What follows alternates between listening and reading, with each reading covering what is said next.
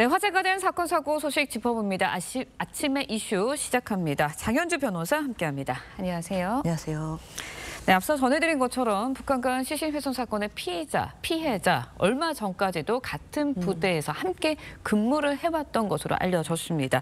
사건 당일에 말다툼이 있었다고 하는데 구체적으로 어떤 일이 있었던 건가요? 네, 지금 앵커께서 말씀 주신 것처럼 피의자는 서울의 한 부대에서 근무하는 육군 장교였고요. 예. 그리고 임기제 군무원이었던 피해자는 얼마 전까지만 해도 과천의 한 부대에서 함께 근무를 한 것으로 파악이 됐습니다.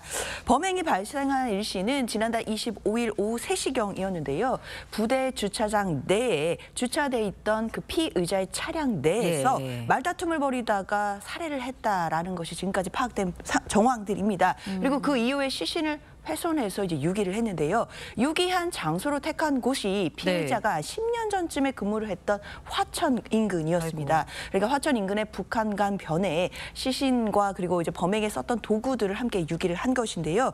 사건 일주일 뒤였던 11월 2일 오후 2시 한 45분경쯤에 화천 체육관 인근 북한강에서 이제 시신의 일부가 떠오르게 되면서 이제 범행이 드러나게 된 것인데요. 이제 주민의 신고를 받고 이제 출동했던 경찰이 이제 시신을 뭐 DNA도 감식해보고 지문을 감식해서 피해자의 신원을 확인을 했고 그랬더니 피해자는 이미 가족들로부터 실종 신고가 되어 있는 상태였습니다. 네, 근데 조금 이상한 게 피의자가 범행을 은폐하려고 피해자인 척을 하면서 피해자의 휴대전화로 문자 메시지도 보냈다고 해요. 뭐 휴가를 신청하기도 했고요. 그렇죠. 이런 부분들이 굉장히 좀 악의적으로 보이는데요. 그러니까 지난달 27일이면 이미 시신을 유기하고 난 다음 날입니다. 그날에 피해자의 휴대전화로 마치 피해자인 척하면서 부대 측에 문자를 보냅니다. 남은 근무 일수를 휴가 처리해달라 이런 메시지였는데 왜냐하면 피해자가 이제 임기제 군무원이었고 기간이 종료되기 전이었거든요. 그런데 계약 만료를 앞두고 무단 결근을 한다? 이러면 범행이 드러날 수 있겠다라는 우려가 있었던 것 같습니다.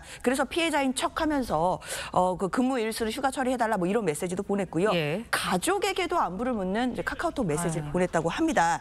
그래서 또 이제 휴대전화를 또 피해자 휴대전화를 껐다 켰다 이런 걸 반복하면서 계속해서 메시지를 보냈고요. 마지막에는 검거되기 전에 강남구 일원역 근처의 주차장 배수로에 휴대전화를 버리기까지 했다고 합니다. 그리고 범행 사흘 뒤였던 28일에는 이제 송파에 있는 부대로 전근을 했고 경찰로서는 이 피의자가요. 전근을 내서 송파구에서도 아무 일이 없었던 것처럼 태연하게 근무를 했다. 이런 내용까지도 지금 파악이 됐습니다. 네, 일단은 피의자 측에서는 계속해서 우발적인 범행이었다. 이렇게 이야기를 하고 있는데 이렇게 된 상황이면 계획범죄를 좀 봐야 되는 부분도 있는 거 아닌가라는 생각도 들거든요. 어떻게 보세요? 그렇죠. 일단 피의자는 말다툼 끝에 격분해서 살해했다. 그러니까 우발적이었다라는 주장들을 하고 있는 것으로 보이는데 경찰로서는 당연히 이 피의자의 진술에 얽매일 필요는 없을 것 같습니다. 진술은 진술이고요. 나머지 객관적인 증거들 확보해야 될 텐데 일단 가장 중요한 것은 피의자의 휴대폰 확보를 했을 테니까 디지털 포렌식을 거쳐서 관련 내용들을 확보를 해야 됩니다. 특히 피해자와의 평소의 관계라든지 그리고 범행 동기에 대해서도 단서가 될 만한 내용들을 휴대전화를 통해 파악을 해봐야 될 것 같고요. 경찰로서도 아무래도 앞으로 뭐 압수수색이라든지 그런 피의자의 어떤 물건들을 확보를 해서 관련돼서 왜 범행을 하게 됐는지에 대해서 특히 계획을 했는지 여부에 대해서도 집중해서 수사할 것으로 보입니다. 네, 알겠습니다.